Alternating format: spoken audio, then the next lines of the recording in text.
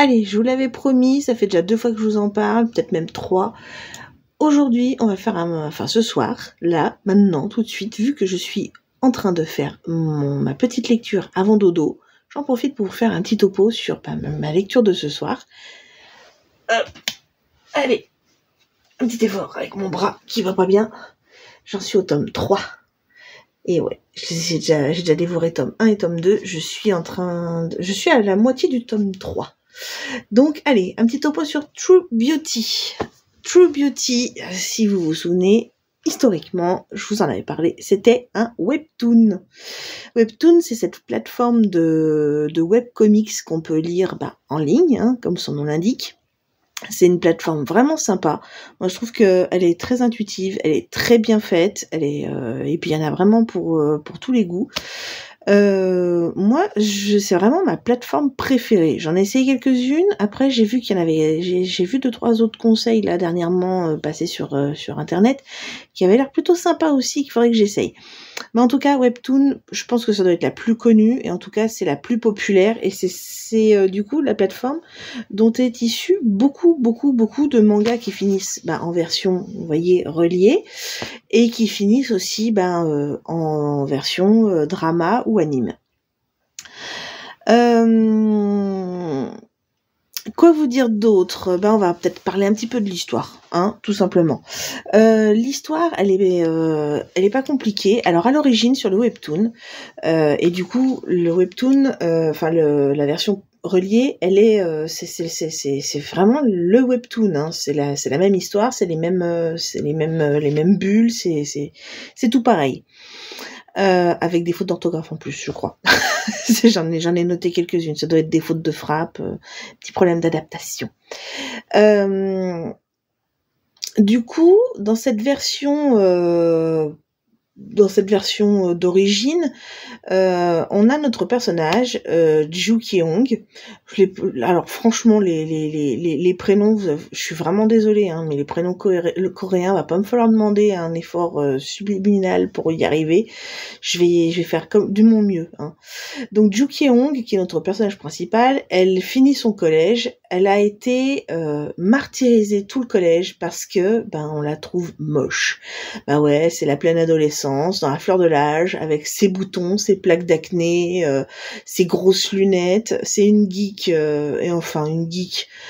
Oh, allez, elle passe pour la geek de base parce qu'elle écoute du hardcore. Elle adore ça. Elle lit des mangas et en fait, les autres l'imaginent toute la journée sur son ordinateur à écouter du heavy metal et puis à être un peu trashou, voilà. Bref. Du coup, c'est vraiment la tête de turc de tout le collège parce qu'elle est moche, voilà. C'est pas la fille qui se maquille, c'est pas la fille qui se pomponne et elle se prend pas la tête. Malgré une petite lueur d'espoir où elle s'imaginait que parce qu'elle partageait des goûts communs, notamment en musique avec un joli garçon, pourrait éventuellement faire la maille, mais en fait elle est très vite remise à terre par ses bourreaux. Je peux pas appeler ça autrement, c'est vraiment des bourreaux, c'est du harcèlement sévère qu'elle subit. Du coup, elle fonde tous ses espoirs sur le maquillage. Elle va découvrir, grâce à des forums d'entraide sur lesquels elle va traîner sur Internet, elle découvre les tutos maquillage. Je pense que vous avez tous un peu vu ces fameuses vidéos qu'on peut voir un peu traîner sur tous les réseaux sociaux, où c'est le avant-après, où on reconnaît absolument pas la personne parce qu'elle est tellement maquillée, elle a tellement un pot de peinture sur la figure que c'est deux personnes totalement différentes qu'on a l'impression de voir. Et elles font tous ses espoirs là-dedans.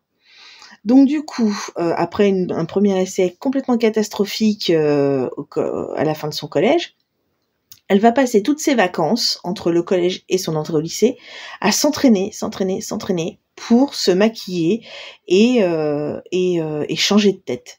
Et effectivement, elle fait sa rentrée au lycée et elle est méconnaissable. Donc elle va vraiment passer du laideron de base couvert d'acné avec des grosses lunettes à vraiment la beauté incarnée. Tout le monde au lycée va être à ses pieds, ça va être l'idole de son lycée. Elle est magnifique, elle est belle, elle est bien coiffée, bien habillée. Elle se maquille, on n'a pas l'impression qu'elle est maquillée, on a l'impression que c'est naturel. Voilà. Et ça hantise du coup, parce que malgré tout, on pourrait penser que ça va être simple pour elle, la life au lycée dans ces conditions. Et en réalité, c'est un deuxième enfer qu'elle se met toute seule dedans, en fait, dans lequel elle se met toute seule, parce que après ça hantise, ça va être de ne pas se faire découvrir, de garder son identité secrète. On a l'impression, voilà, c'est un peu ça, c'est un peu le truc du super-héros, faut pas qu'on découvre son identité secrète. Bah là, c'est pareil.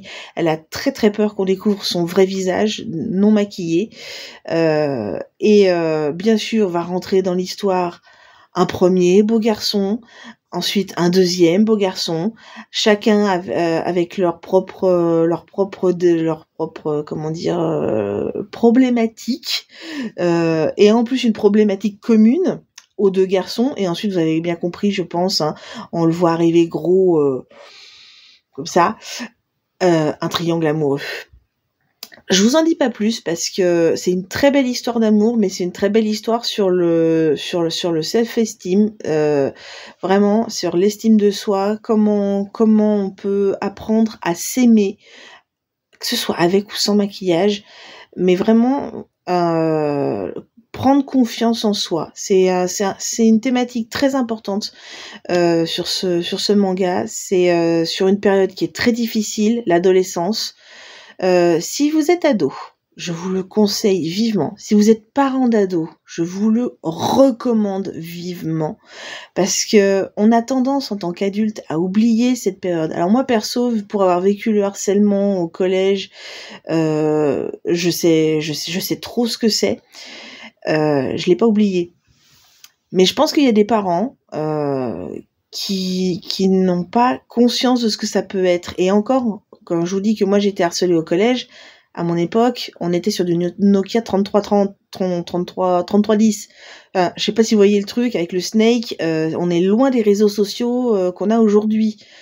Donc, heureusement que j'ai été harcelée qu'à cette époque-là et pas à l'époque d'aujourd'hui, parce que je pense qu'à l'époque d'aujourd'hui, je me serais peut-être même foutue par la fenêtre.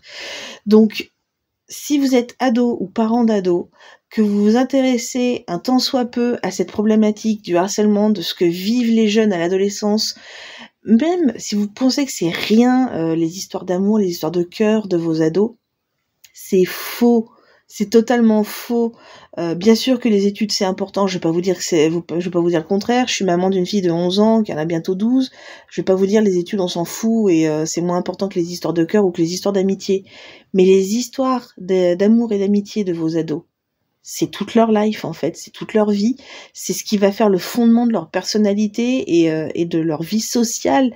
Donc intéressez-vous un peu à ce qui se passe dans leur vie, vraiment. Et ce manga, c'est pour vous, c'est la porte ouverte sur le monde de l'adolescence, dans toute sa dureté, mais aussi dans tout ce que ça a de plus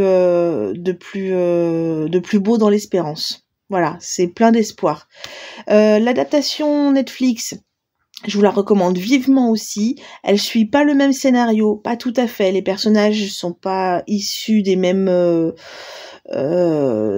sont pas tout à fait pareils. Il y a des divergences, hein, des fois qui sont un peu grosses, mais ça reste la trame la même et vraiment une histoire magnifique. Et les acteurs sont très bons. Bien sûr, à des moments, c'est un peu gros, c'est un peu surjoué. C'est le jeu, hein, c'est un drama coréen. Mais voilà, je vous le recommande vivement. Voilà, toutes les versions, webtoon, manga, Netflix, allez-y à fond sur ce titre, True Beauty. Je vous laisse là-dessus, méditez bien, et en attendant la prochaine, lisez.